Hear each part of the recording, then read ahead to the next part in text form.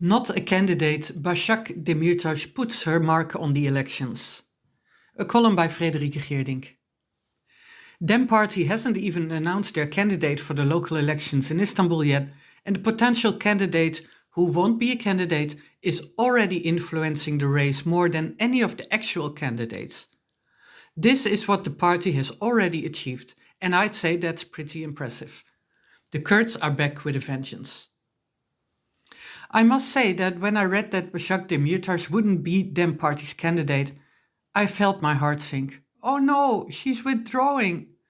But then I thought, come on Geerdink, why are you disappointed?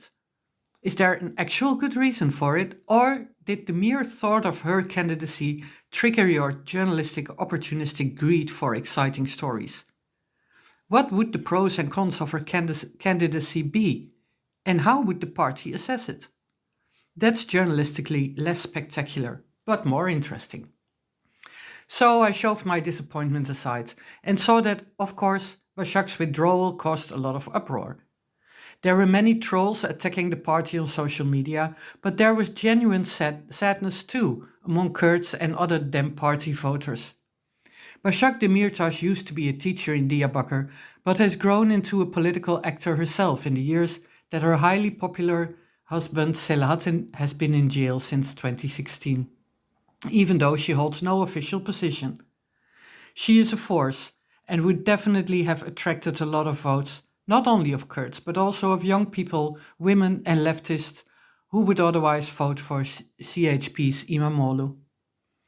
But she would not have beaten İmamoğlu. She could have beaten AKP candidate Murat Kurum, whom we could call the exact opposite of Başak Demirtas, if İmamoğlu would withdraw and endorse Demirtas. But that's only going to happen in a very different Turkey. In the current Turkey, Kurds are expected to dance to the tune of the established political actors. When it became clear that Dem Party would run with its own candidate in Istanbul, İmamoğlu supporters were angry because it would split the opposition vote and weaken İmamoğlu's chances.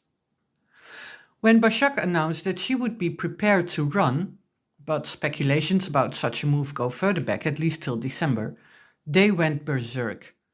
There must be a deal with AKP that in exchange for her weakening İmamoğlu and letting AKP's Kurum win, Selahattin will be released. That's so selfish. Totally absurd, of course. Such reasoning, if you can call it reasoning, says more about the morals of those going berserk than about Selahattin, Başak and Dem Party. They are not immoral, obscure deal makers. Dem Party wants to give their constituency a candidate of their own, so they can vote with dignity. But what is behind Başak Demirtas's withdrawal after her earlier expressed willingness to be a candidate? We don't know exactly what kind of deliberations she and the party had, but I do believe it was a shared decision. She hadn't officially applied to be a candidate yet, and of course all options need to be evaluated, and the outcome can be that it's better not to run, even though you are a popular candidate. All kinds of other dynamics play a role. There could be a lot of truth in the analysis of Jack's Irfan Aktan. What this journalist basically says is that Dem Party had several demands for AKP in order to solve some injustices via legal measures. One of them is an absurd court case against several high-profile Kurdish and Turkish politicians, among whom Selahattin Demirtas. Another is the isolation of Kurdish leader Abdullah Öcalan. And yet another is the appointment of trustees in Kurdish cities to replace elected Kurdish mayors. Dem Party wants these issues solved, but not via some obscure deal, because they don't do obscure deals, and because AKP can't be trusted, but via a legal process. AKP was apparently not prepared to do that. That's no surprise, but had Erdogan indeed showed some responsibility, then Başak Demirtas's candidacy would have been suitable. Last month she said about her possible candidacy, as journalist Irfan Aktan quotes his interview with her, quote, "If we believe that it will pave the way for democracy and social peace, we can consider it," end of quote. It being her candidacy. Imagine if at least one of those very pressing problems would have been solved in a legal way, and on top of that, Kurds could have festively voted for Demirtas in Istanbul. That could have amazingly paved a way for democracy and peace. Yes, Murat Kurum, the AKP candidate, would have won Istanbul, unless İmamoğlu would have withdrawn. But there would have been hard concessions. And for Kurds, in the end, it doesn't really make much of a difference who's at the helm, CHP or AKP. They are both not interested in solving the Kurdish issue via democratic means. The cards were put on AKP because they are in the government, but Erdogan chose violence over democracy. So now, in Istanbul, DEM party is up against both AKP and CHP.